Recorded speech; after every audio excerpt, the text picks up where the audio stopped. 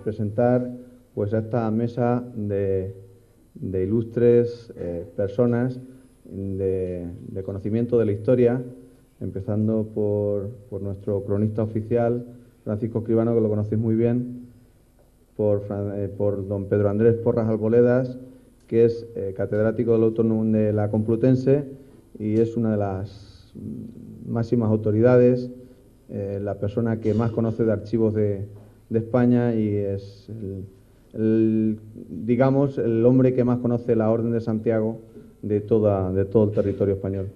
Don Joaquín García Reillo, que también otro ilustre investigador, y Vicente Aparicio.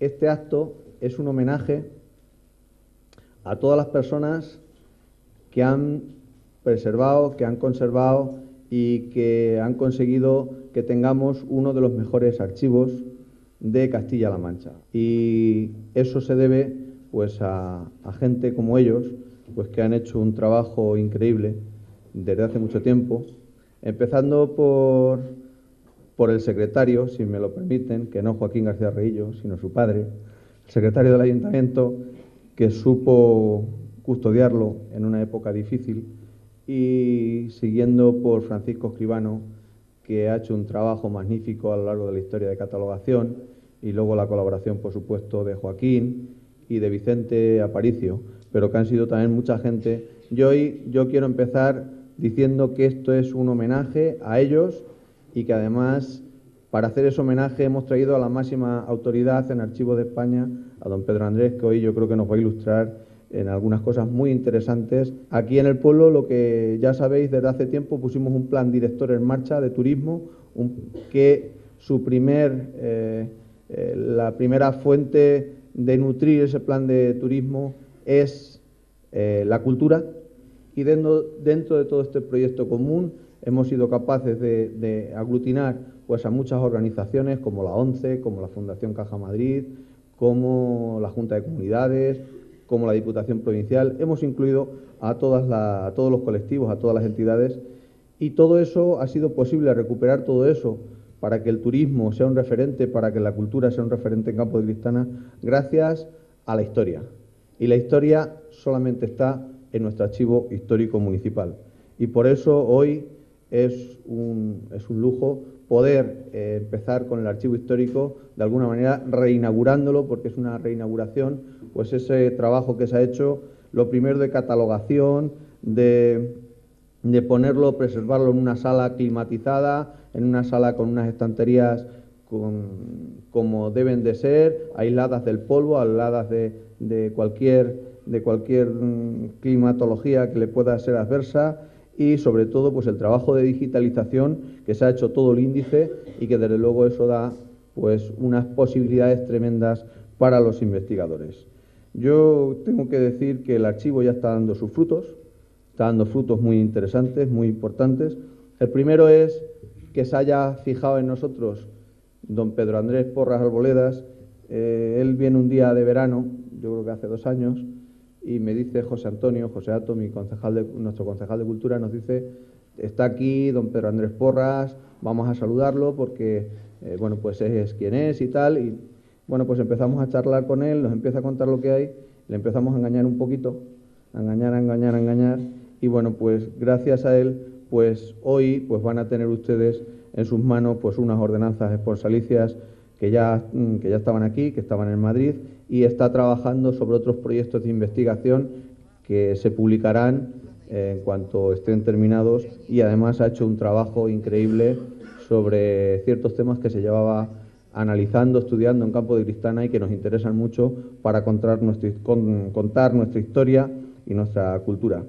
Pero además de tener a esta gran autoridad, pues el archivo está dando ya sus frutos, y hoy uno de los documentos que hay creo que es en esta vitrina, es que los molinos de Campo de Cristana, lo dije ya hace tiempo, los molinos de Campo de Cristana podemos verificar que son los molinos auténticos en los que se fija Cervantes, para decir que son los que se narra el capítulo 8 del Quijote. No había ningún documento que nos dijera que en el 1545 existían molinos en Campo de Cristana. ni en Campo de Criptana ni en ninguna zona del entorno. Bueno, pues nosotros lo sabemos desde hace algún tiempo. Yo hoy quiero felicitar, ha sido Vicente quien trabajando en este tema lo encontró. Hay un documento que viene pues la construcción de 3 molinos en el 1545 y que ahora él tendrá oportunidad en la mesa de que le preguntemos. Pero esto viene a ratificar pues la genuidad, la autentificación de nuestros molinos, que son del siglo XVI, que están en las relaciones topográficas de Felipe II, en el catastro del Marqués de la Ensenada, y que además podemos asegurar que son los auténticos molinos que se inician. Sabemos que en el 1525, porque hoy me lo han ratificado, no existía ningún molino en La Mancha. Lo primero que tenemos son ese documento del 1545 y para Campo de Criptana es un paso de gigantes poder demostrar eso, porque en la Orden de San Juan, aquí todos los que están prácticamente lo saben, no podían existir molinos. Eso lo hicieron en el 1966, porque hoy no está aquí Lola Madrid, que siempre lo está diciendo, pero los molinos de Campo de Criptana podemos verificar que son los molinos auténticos y genuinos. Felicitar de nuevo pues a todos los que están en esta mesa, que de una manera o de otra pues han hecho posible que Campo de Criptana conozca su historia, porque la historia la teníamos, pero había que conocerla, y para conocerla alguien nos la tenía que contar y previamente la tenía que haber estudiado. La han estudiado los mejores, y yo hoy lo que quiero es pues de alguna manera pues felicitarlos, y de una manera muy sencilla, como se merecen este tipo de actos, es dedicarle este homenaje a todos ellos y mi agradecimiento en nombre de toda la corporación municipal que está aquí. Muchas gracias.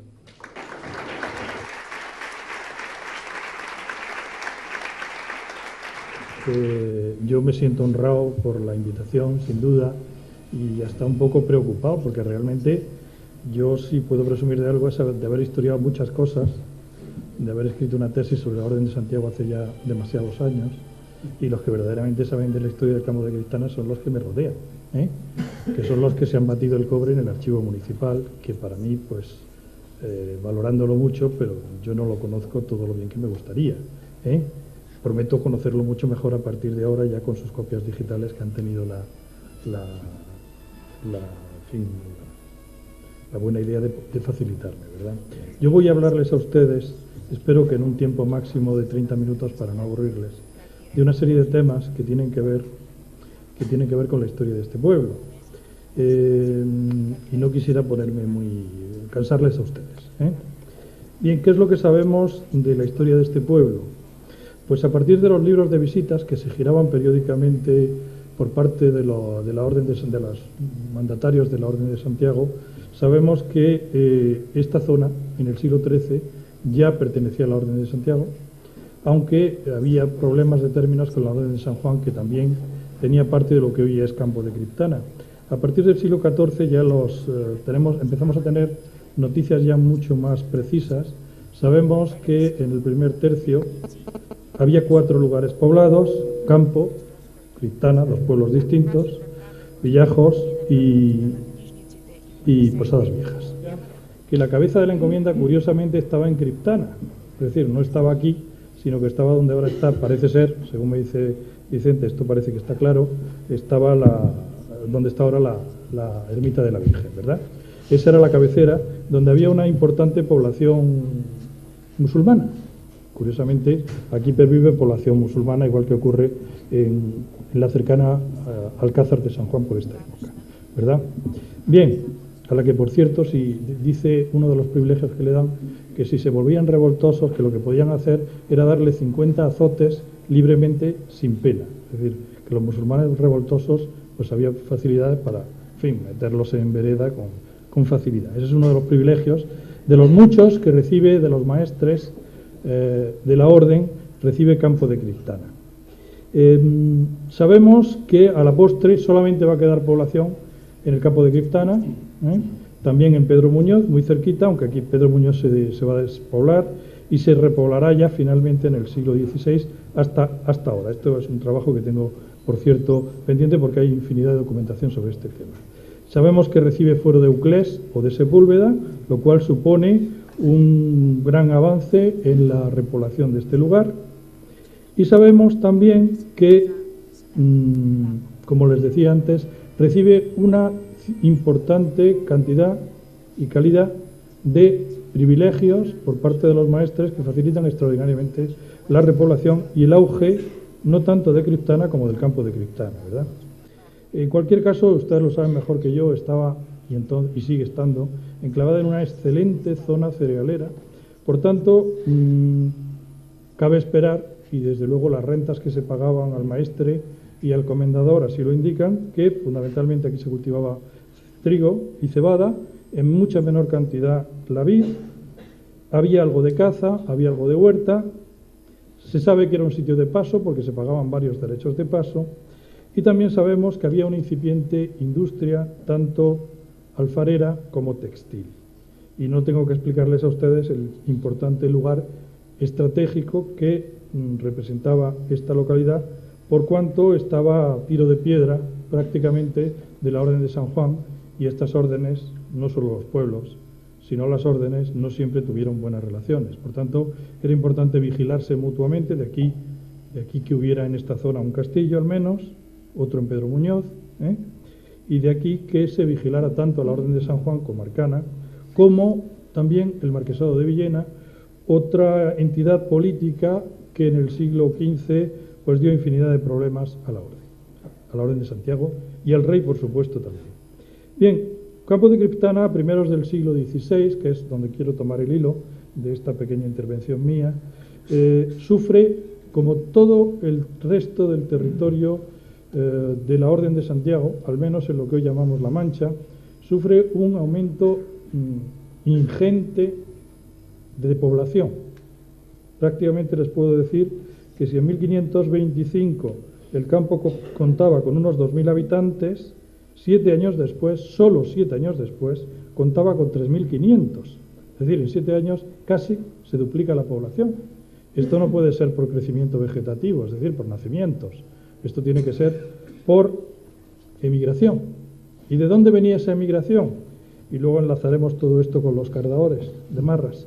¿De dónde viene esa población? ¿De dónde viene toda esa población? Pues miren ustedes, casualmente el lunes pasado en mi visita al Archivo Histórico Nacional, a la sección Archivo Histórico de Toledo, o sea, órdenes militares, me encontré con una provisión real de octubre de 1525, cuando se produce ese despegue de población importante, que dice lo siguiente: el Concejo de Criptana expuso al Consejo de Órdenes, que era la autoridad, que gobernaba las órdenes por orden del rey. Expuso, y cito textualmente, y por favor, olviden sus rencillas locales, porque esto es historia, dice que entre los vecinos de la dicha villa, campo de Criptana, siempre hubo paz y concordia, hasta tanto que vinieron a morar en ella de poco tiempo a esta parte ciertas personas de la Orden de San Juan, las cuales diz que se han hecho procuradores y encizañan y revuelven la dicha villa, de cuya causa diz que hay muchas diferencias y debates en ella. Es decir, como les estoy contando, parece ser que el crecimiento demográfico de esta villa tiene que ver con emigración de zonas cercanas de la Orden de San Juan. Evidentemente, yo no me atrevería a decir de ningún pueblo en concreto, pero bueno, ustedes saben cuál es el pueblo más cercano, Entonces, no hace falta que yo se lo recuerde, ¿verdad? Bien, por tanto, nos vamos a encontrar con una población en ebullición, y no solo desde el punto de vista numérico. Esto va a crear problemas, obviamente, de integración. Había entonces, esto lo dicen las relaciones topográficas de Felipe II, ya en la segunda mitad del XVI, 20 casas de hidalgos. Solamente a primeros del XVI solamente había 8 sujetos con renta alta, con capacidad para ser caballeros de cuantía, y lo que había era mucho pobre. Había 20 casas de hidalgos, es una cantidad importante para la época, pero se ve que no había mucha gente rica, la mayor parte era gente mediana y pobre. Como digo, la inmensa mayoría de la gente se dedicaba a la agricultura, en parte a la ganadería. Hay una importante cabaña ovejuna, y de ahí que la lana y el queso y los corderos sean una de las producciones por las que se paga más cantidad al comendador, como digo, y lo que sí se demuestra aquí, lo incipiente de la industria textil. Y esto lo quiero relacionar con lo que les acabo de decir de la emigración, del crecimiento poblacional y de la emigración, la atracción de población de los territorios de la Orden de San Juan. Sabemos que en el siglo XVI, porque las ordenanzas de los cardadores que he localizado y que son, o al menos se quedan reflejadas en 1567, ya se pleitea sobre las ordenanzas de los cardadores y de los tejedores de paños. Sabemos que aquí se fabricaban paños burieles y paños pardillos. Y ustedes dirán, ¿y eso qué es? Pues son paños los más comunes, los más corrientes. Sepan ustedes, por ejemplo, que la Orden de San Francisco, que presumían de ir pues con la ropa más pobre posible, llevaban paños pardillos. De modo que lo que es claro es que se fabricaban textiles, pero de muy baja calidad, o de baja calidad para el uso corriente, ¿verdad? Bien, hablaba antes el señor alcalde de las ordenanzas sobre donaciones esponsalicias, que tienen ustedes, del que tienen ustedes ya un ejemplar, que son un elemento pues extraño. ¿Extraño por qué? Yo no conozco ningún otro caso, y presumo de conocer el mundo de las ordenanzas municipales, creo que con cierta razón, es el único caso que yo he encontrado. Esta es una materia que no suelen regular los ayuntamientos mediante sus ordenanzas municipales. Ayer como hoy, los ayuntamientos tenían capacidad para intervenir en asuntos de su competencia. ¿Y cuáles eran los asuntos de su competencia? Lo que hoy llamamos organización administrativa del municipio, es decir, organización interna, y también lo que hoy llamamos también policía rural y urbana, es decir, ordenación del casco urbano y ordenación del campo del que vivía la población que vivía en el casco urbano. Lo que es extraño es que aparezcan unas ordenanzas sobre donaciones esponsalicias. ¿Qué son donaciones esponsalicias? Bueno, aunque hay licenciados en Derecho aquí que saben mejor que yo este tema, no estará de más que yo les explique a ustedes cómo era el matrimonio antes de las reformas constitucionales para entender esto. Antaño la gente no se casaba como ahora. Es decir, el matrimonio se produciera un matrimonio en dos tiempos, para que ustedes me entiendan. Primero, se producían los esponsales, porque generalmente los matrimonios no eran por amor, ni muchísimo menos, los concertaban los padres, cuando los chavales todavía eran pequeños, eran matrimonios por interés, y se celebraban esos esponsales y los esposos prometían, de ahí lo de esposos, es decir, los que prometían casarse, prometían o bien inmediatamente o bien pasado un tiempo. Claro, si eran niños de 6 años no se podían casar, por palabras de presente o por palabras de futuro. Por tanto, el casamiento era la parte ya definitiva cuando se producía el matrimonio, pero no los esponsales. Los esponsales siempre eran anteriores. Y entre medias estaban las velaciones de la Iglesia Católica para ver que esos señores no eran parientes, en fin, no tenían ningún impedimento que hiciera ese matrimonio inviable, ¿verdad?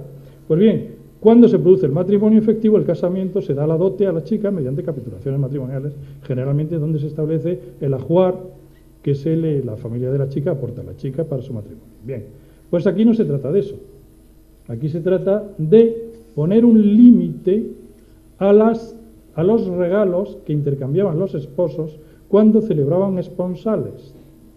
Para que ustedes me entiendan, de esto se abolió con el régimen constitucional, este sistema de matrimonio eclesiástico, amparado por el Estado, evidentemente. Esto se abole cuando se produce la reforma constitucional a primeros del siglo XIX. Bien, ¿qué queda de eso hoy día? Pues no sé cómo lo llaman aquí, en mi tierra lo llaman pedimentas o peticiones de mano. Eso es lo que queda de los esponsales, que es cuando se intercambian regalos. ¿Qué ocurría en esta época? Que en todo el territorio de Castilla y singularmente en territorios de la Orden de Santiago hay un boom económico en esta época.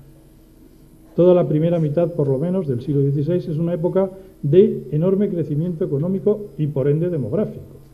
Y esta zona conoce un altísimo crecimiento demográfico. ¿Cuál era el problema que aquí se planteaba?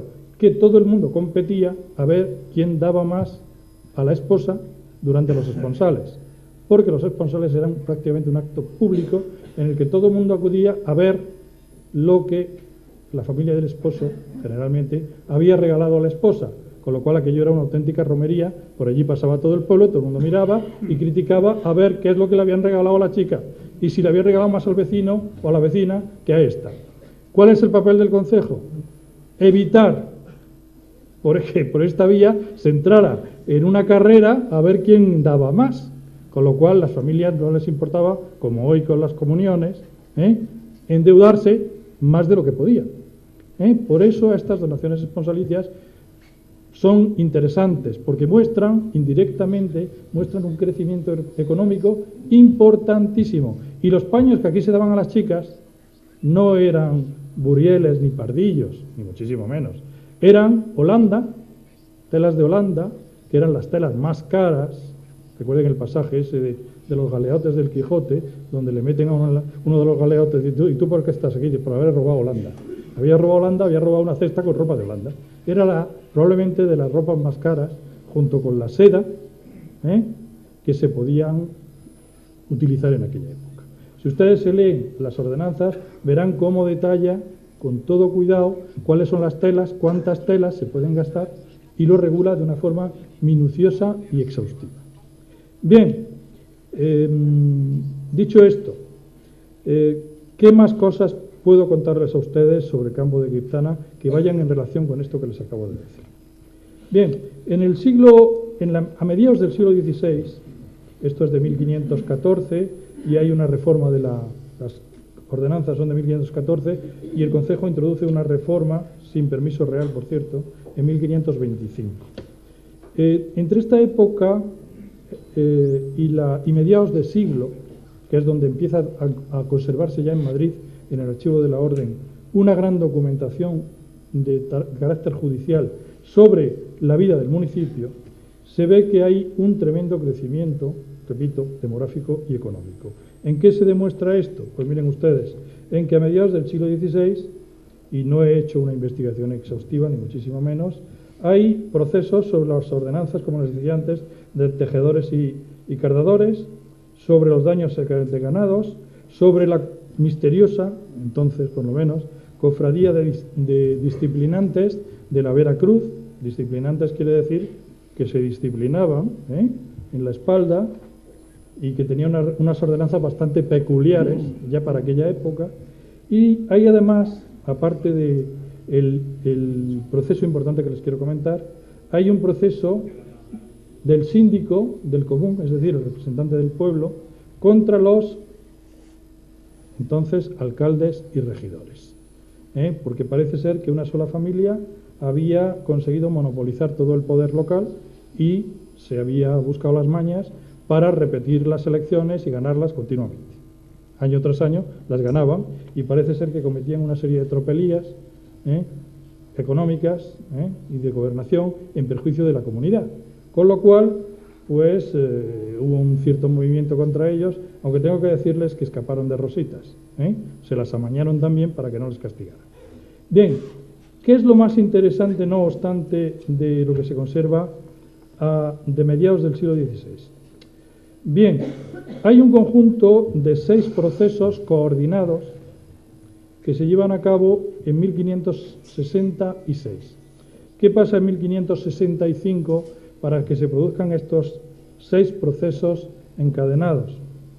Pues miren ustedes, yo tengo la hipótesis, que puede ser que tenga razón, como puede ser que no la tenga, todo hay que decirlo, de que buena parte de esa población que nos había, o que les había venido a ustedes, digo nos porque ya me siento implicado con ustedes, ¿verdad? Me siento parte de ustedes, ¿verdad? Bueno, al historiador siempre le ocurre que se acaba enamorando del tema de su trabajo y se acaba identificando con él, quieras o no, hay que huir de eso, pero ocurre, ¿verdad? Como digo, esta población que había venido de la Orden de San Juan para acá, con el crecimiento demográfico, probablemente era de origen converso, judeo converso. Sabemos que en 1492 se le da la opción a los judíos castellanos o bien de convertirse o bien de marcharse. Sabemos que la inmensa mayoría se quedan y se convierten en cristianos. Muchos de ellos buenos cristianos. O sea, aquí la cuestión, por tanto, no era tanto la raza tema sobre el que habría mucho que discutir, sobre si los judíos españoles que se convierten al cristianismo eran originarios de Palestina, o si eran antiguos visigodos cristianos convertidos en aquella época al judaísmo. Eso es un tema también que habría que mencionar. Desde el punto de vista étnico, más vale no hacer generalizaciones sobre el tema. Bien, en cualquier caso, estos señores tenían interés en ocultar sus orígenes. ¿Por qué? Porque ya existía la Inquisición. Y la Inquisición se crea fundamentalmente para perseguir a aquellos conversos de judío, conversos a cristiano, que seguían practicando en parte o en todo su antigua religión. Es decir, la Inquisición no se crea, como dicen algunos judíos actuales, como el señor Netanyahu, no se crea para perseguir étnicamente a los judíos, por el hecho de ser judíos. Se les persigue en la medida en que siguen practicando su antigua religión. Solamente por eso. Al menos en principio, en la época de los reyes católicos, así fue. Bien, yo sospecho que toda esta población que viene para acá, en cierta medida eran de origen converso, que iban buscando, pues efectivamente, mejores oportunidades de vida, mejores oportunidades económicas, y también intentar ocultar sus orígenes para poder vivir en la España de los cristianos viejos, mimetizándose con ellos y sin problemas con la Inquisición, que era lo peor que te podía pasar. Encontrarte con la Santa Hermandad o con la Inquisición era lo peor que le podía pasar a cualquiera, y Cervantes dice unas cuantas cosas sobre el tema, por cierto, ahora que estamos en tierras cervantinas, ¿verdad? Bien, ¿qué es lo que ocurre? Pues un día de mayo de 1565, el doctor Ayora, que era el inquisidor de Cuenca, se le ocurrió pasarse por el pueblo, de mala hora. ¿Y a qué venía este señor por aquí? Pues resulta que en la parroquia de Santa Catalina, en una pared, estaba colgado el San Benito de una tal Elvira. Esa tal Elvira, que era la esposa de un señor que se había llamado Luis Fernández, de profesión sastre. ¿Por qué estaba ese San Benito colgado ahí? ¿O qué era ese San Benito? El San Benito era, por decirlo así, el uniforme que le colgaban al judaizante que iba a ser quemado y que paseaba en el auto de fe con su nombre aquí escrito, para escarmiento público. Una vez que esa persona era quemada, el San Benito se guardaba, se traía a su lugar de origen y se colgaba en las paredes de la parroquia de donde era originario, para que quedara perpetua memoria de la infamia que había recaído sobre esa persona y sobre todos sus descendientes. Dirán ustedes qué barbaridad, ¿no? Yo también lo digo, pero eran las costumbres de la época. ¿Qué había ocurrido con esta Elvira? Pues que habían pasado 20, 30, 40 años y el San Benito, por motivos naturales o no naturales, se había ido decolorando, había ido perdiendo viveza, el nombre se había ido borrando, y una de las funciones de la Inquisición era renovar los San Benitos para que quedara perpetua memoria. No sé si saben ustedes que en el siglo XIX se quemaron San Benitos, en todas las iglesias de España, los que habían sobrevivido se quemaron precisamente para borrar esta nota de infamia sobre esta población, ¿verdad? Bien, ¿qué ocurre con este tema? Bueno, yo soy de pueblo y yo sé lo que pasaría en estos casos. ¿Qué podía pasar? Creo que es evidente. Se reunieron 4 o 5 comadres, acto seguido de que el señor Ayora, el cura Ayora, vino al pueblo y renovó el San Benito. Se reunieron en el horno público de la villa, que entonces estaba a cargo de Bartolomé Sánchez de la Lancha, y estaba sito entre la casa de Pedro García y la calle Real, y allí se reunieron Francisca García la Carrasca, Isabel Martín la Hebrera, Mari López la Caballera, como ven todas tenían mote, prueba de que eran gente popular, junto con otra chica, otra comadre, que era esposa de un miembro de la minoría de la que estamos hablando. Y se pusieron a charlar que quién podría ser, habían pasado 20, 30 años, pues la gente todavía guardaba memoria, ¿no? ¿Quién podía ser esa Elvira? Y entonces una de ellas, la Carrasca, para mayores señas, dijo: que porque algunos, está hablando el denunciante, ¿verdad? Y dice textualmente, porque ciertas personas le dijeron que no lo dijera, es decir, quién era, la dicha rea, aprobando las palabras que había dicho otra de las convocadas, dijo, no tengáis pena por lo que habéis dicho, pues es verdad, pues son judíos y bien lo podéis decir, que estos testigos son partes y no valen como testigos. Es decir, había dicho, la buena mujer, para que ustedes me entiendan, que esa señora era Elvira González, que era la abuela de un señor que estaba vivo y coleando en el pueblo. Con lo cual estaban infamando a ese señor y a toda la familia del señor. Estos señores protestaron vivamente, claro, porque aquí esto significaba poner una mancha sobre toda esa familia. ¿De acuerdo? Bien, ¿qué ocurre a posteriori? Naturalmente hay las correspondientes denuncias y lo peor es que se corrió la voz por el pueblo. Se corrió la voz por el pueblo y todo el mundo empezó a comentar que si era Elvira González, que si era otra Elvira, que si patatín, que si patatán. El hecho es que, como siempre ocurre, los padres hablan en casa, generalmente a la hora de comer, y los hijos toman nota. ¿Qué ocurrió? Que en el corpus siguiente, en el corpus de ese mismo año, una serie de jovencitos, siguiendo costumbres que todavía se conservan en algunos pueblos, antaño en Ocaña lo hacían, hoy día lo siguen conservando, creo, en Camuñas, no lejos de aquí, no demasiado lejos, pues decidieron disfrazarse y ponerse máscaras. Saben ustedes que la fiesta del Corpus la crea el Papa precisamente para escarnio de los judíos, haciendo valoración fundamental del cuerpo de Cristo, con lo cual es tanto como hablar de la divinidad de Cristo, que los judíos niegan incluso hoy día, ¿no? Bien, pues estos señores, estos jovencitos, estos mozos, como decían entonces, se dedicaron a disfrazarse, como les digo, y a pasearse por la calle de Martín Fernández Bardón, donde había 100 casas de gente rica dedicadas a la industria textil, tejedores y cardadores, porque los judíos, digamos que tenían poco apego al trabajo de la tierra, eran labradores, pocos se pueden encontrar, y se dedicaron a recorrer toda esa calle donde había 100 casas o 100 familias, vamos a decir, con un cepillo de carpintero, haciendo como que pasaban por las puertas de las casas y sacando rajas, es decir, esquirlas o virutas, diciendo aquí hay rajas de judío, rajas de judío, rajas de judío, que era la forma de infamarles directamente. Lo cual lo hacían con alevosía, puesto que tenían la cara tapada para que no se les conociera. ¿De acuerdo?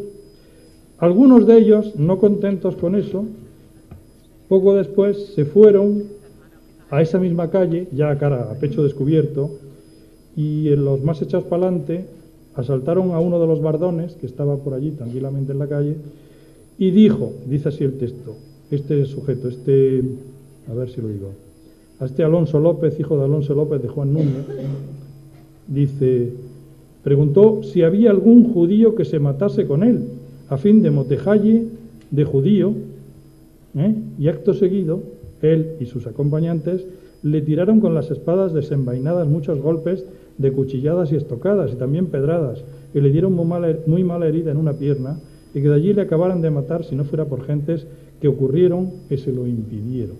Es decir, el corpus les había salido redondo. Es decir, inmediatamente esta gente, los bardones o almagueres, porque esos eran los apellidos mayoritarios de estas familias, se quejaron al rey protestando no de que no fueran judíos, ojo, o de origen judío, sino de que eran buenos cristianos, lo cual es significativo. Evidentemente no los podían acusar de origen judío porque eso no estaba perseguido, lo que estaba perseguido es judaizar, pero ellos decían que eran buenos cristianos y estaban enterrados en la parroquia y por tanto no tenían nada de que avergonzarse. Inmediatamente el rey va a mandar a un juez pesquisidor, porque no se fiaba de los alcaldes locales, que no iban a hacer justicia, evidentemente, por eso les quitan la primera instancia, esa es la razón de por qué se la quitan, aunque luego para devolvérsela cobrara el rey, ¿verdad? Mandan a un pesquisidor o juez de comisión que inmediatamente convoca a las comadres del horno y a los chavales y a los padres de los chavales y les condena a penas pecuniarias bastante importantes y a las comadres a desdecirse públicamente de lo que habían dicho en el órgano. Conservamos los 6 procesos que se siguen contra estos señores y sabemos que apelaron, no se conservan desgraciadamente todas las apelaciones ante el Consejo de Órdenes, sabemos que apelaron y sabemos que el Consejo de Órdenes confirmó las sentencias del licenciado Juan Fernández de Heredia, que era como se llamaba el juez pesquisidor, pero curiosamente mantuvieron la pena pecuniaria y lo que era el desdecirse, lo cambiaron por pena de destierro, es decir, una temporadita fuera de casa, lo cual en aquella época no era invitación al turismo, sino era un tema bastante peliagudo, ¿verdad? Pero en fin, en cualquier caso, no deja de ser significativo que no les condenase también el Consejo a desdecirse. Prueba, a mi juicio, de que en el hecho de denunciar que fueran de origen judío, tenían razón. ¿Eso qué interés puede tener para nosotros hoy día? Yo naturalmente no quiero meter el dedo en ninguna llaga, ojo, que yo vengo aquí de paracaidista y no quiero ni remover odios con los vecinos ni entre los vecinos. Solamente cuento lo que he visto en los documentos, ojo, y mi pobre interpretación de los datos. Yo creo que evidentemente este crecimiento de población que tiene lugar en Campo de Criptana tiene que ver con esta emigración y esta emigración debió de tener carácter converso. Y buena parte de esta emigración era gente que se dedicaba a la industria textil. Por tanto, creo bastante plausible identificar unos y otros. Creo bastante plausible el poder identificarles. Naturalmente, esto es una primera aproximación. Me dice Vicente que aquí tienen cierta costumbre local y tal y cual por el día de Nochebuena, de hacer cierta fiesta, los cardaores. Yo no conozco antropológicamente el tema, pero no me extrañaría que hubiera una relación entre una cosa y otra. Y ustedes dirán, si una cosa ocurrió el Corpus y la otra cosa se celebra el día de Nochebuena, ¿no? Hemos dicho. ¿Qué relación puede haber entre una cosa y otra? Pues dime de lo que presumes y te diré de lo que careces, que dice el refrán castellano, ¿no? El Corpus es la exaltación de Cristo como divinidad, por tanto, persecución del judío, o de lo que se considera descendiente del judío, y si el judío quiere pasar por el cristiano viejo más viejo, lo que tiene que hacer es festejar el nacimiento de Cristo, ¿no?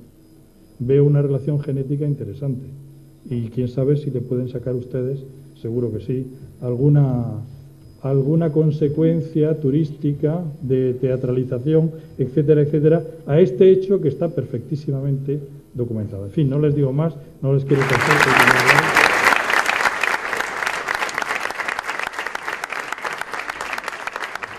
A Pedro Andrés Porras que haya sido tan generoso con el estudio Campo de Criptana. También decir que no solamente están ellos, sino han venido otros compañeros de Pedro Andrés Porras que hoy han querido acompañarles, porque de alguna manera también están comprometidos, y así lo han hecho hoy a lo largo del día, pues a aportar todo su conocimiento sobre el Campo de Cristal y sobre la historia del Campo de Criptana. Con lo cual, muchas gracias también a vosotros por vuestro esfuerzo y por